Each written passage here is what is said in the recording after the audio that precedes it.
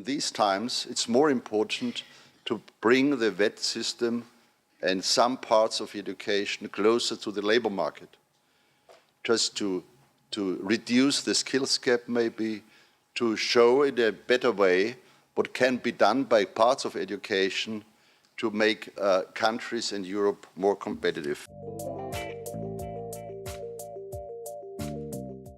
We are now gathered here to call upon the VET and the higher education communities to step up their pace as the next stage of the European tools for education and employment.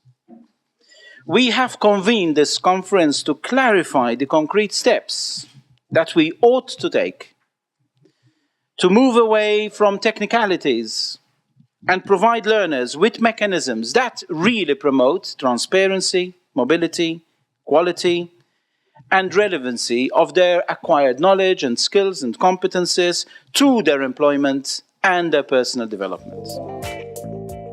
We hope that today's and tomorrow's discussions will provide more technical hands-on advice on how the tools should evolve to overcome their current limitations and can better support these goals.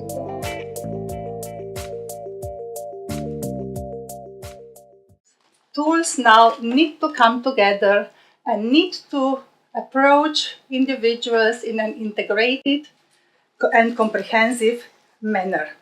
Really serve citizens, because very rarely just a single tool can meet their needs. In most cases, packages of several tools are needed to address the needs of end users.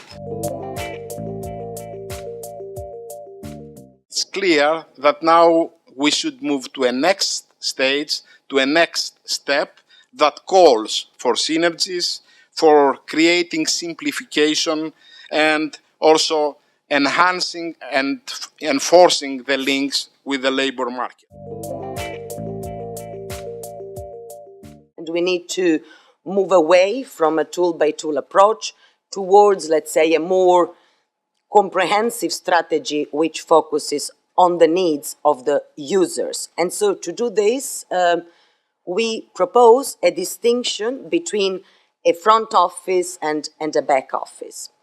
A front office seen as sort of a vitrine, sort of a virtual, let's say, reception desks for the users, and the back office seen as the work which is needed behind the curtains.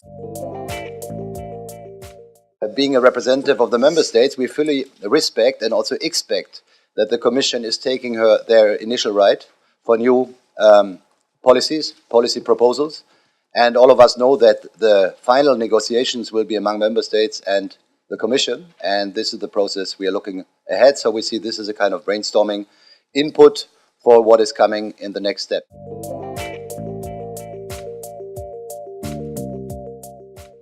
There has been progress in implementation.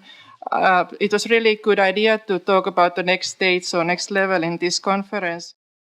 It's useful to link existing organizations in the area, considering social partners, PES, orientation organization, training providers themselves, and check whether all existing organizations can reach all the end users. Clearly, the passage from a tool-to-tool approach to a more coherent approach is also something that the Bologna process said now. So it's obviously it is a momentum in which we need to have this more coherent approach. Of course, there are successes, and if you look into a long-term perspective, we are discussing things, as Carita said, which we would not have been possible to discuss 10 years ago.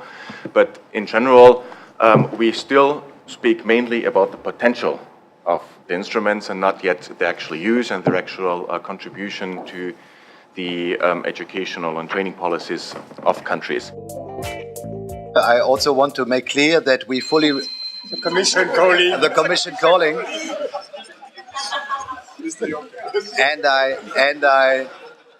Mr. Juncker has to wait for a minute.